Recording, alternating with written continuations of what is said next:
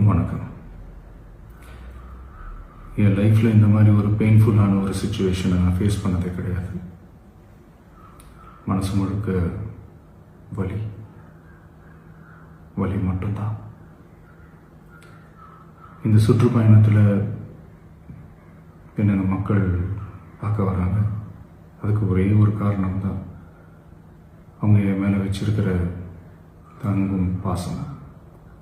அந்த அன்புக்கும் பாசத்துக்கும் நான் எப்பவும் கடமைப்பட்டிருக்கிறேன்.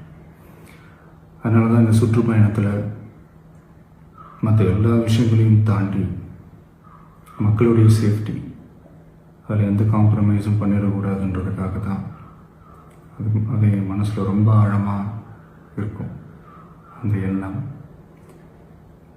அதனால தான் இந்த அரசியல் காரணங்கள் எல்லாத்தையும் தவிர்த்துட்டு ஒதுக்கி வச்சுட்டு மக்களுடைய சேஃப்டி மட்டும் மைண்டில் வச்சுக்கிட்டு அதுக்கான இடங்களை சூஸ் பண்ணுறது, அதுக்கான இடங்களை பார்த்து பெர்மிஷன் கேட்குறது, போலீஸ் டிபார்ட்மெண்ட்டில் அதை ரிக்வெஸ்ட் பண்ணி கேட்போம். ஆனால் நடக்கக்கூடாதது நடந்துருச்சு. நானும் மனுஷன் தானே. அந்த நேரத்தில் அத்தனை பேர் பாதிக்கப்பட்டு இருக்கும்போது எப்படி அந்த ஊரை விட்டுட்டு என்னால் கிளம்பி வர முடியும்? நான் திரும்ப அங்கே போகணும்னு இருந்துச்சுன்னா அதை ஒரு காரணம் காட்டி அங்கே வேறு சில பதட்டமான சுச்சுவேஷன்ஸ், வேறு சில அசம்பாவிதங்கள், அந்த மாதிரி எதுவும் நடந்துடக்கூடாதுன்றதுக்காக தான் நான் அவாய்ட் பண்ணேன்.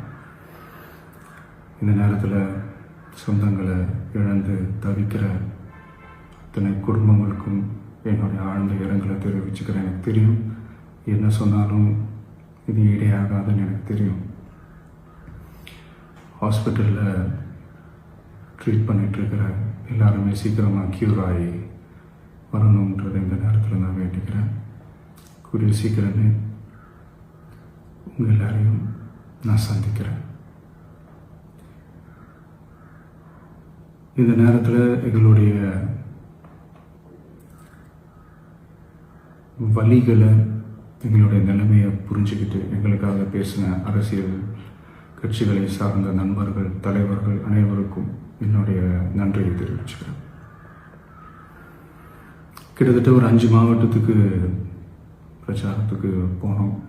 இந்த மாதிரி எதுவுமே நடக்கல. ஆனால் கரூரில் மட்டும் ஏன் எப்படி நடக்குது, எப்படி நடக்குது? மக்களுக்கு எல்லா உண்மையும் தெரியும். மக்கள் எல்லாத்தையும் பார்த்துக்கிட்டு இருக்கிறாங்க. கரூரை சேர்ந்த அந்த மக்கள் அந்த உண்மையெல்லாம் வெளியில் சொல்லும்போது எனக்கு கடவுளே நேரில் வந்து இறங்கி அந்த உண்மைகள்லாம் சொல்கிற மாதிரி எனக்கு தோணுச்சு. சீக்கிரமே எல்லா உண்மைகளும் வெளியில் வரும்.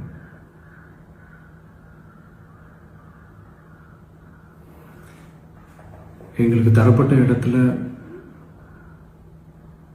நாங்கள் போய் அந்த ஸ்பாட்டில் நின்று நாங்கள் பேசிட்டோம். அதை தாண்டி எந்த தவறும் எங்கள் சைடில் நாங்கள் எதுவும் செய்யலை.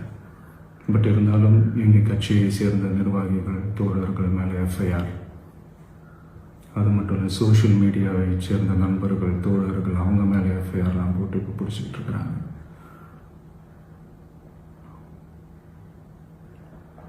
சிஎம் சார், உங்களுக்கு ஏதாவது இந்த பழி வாங்கணும் அப்படின்ற எண்ணம் ஏதாவது இருந்துச்சுன்னா என்ன வேணாலும் பண்ணுங்க. அவங்க மேலே கை வைக்காதீங்க. நான் ஒன்று வீட்டில் இருப்பேன், இல்லை நான் ஆஃபீஸில் இருப்பேன். என்ன வேணாலும் செய்யுங்க. நண்பர்களே, தோழர்களே, நம்மளோட அரசியல் பயணம் இன்னும் ஸ்ட்ராங்காக, இன்னும் தைரியத்தோட கண்டினியூ ஆகும்.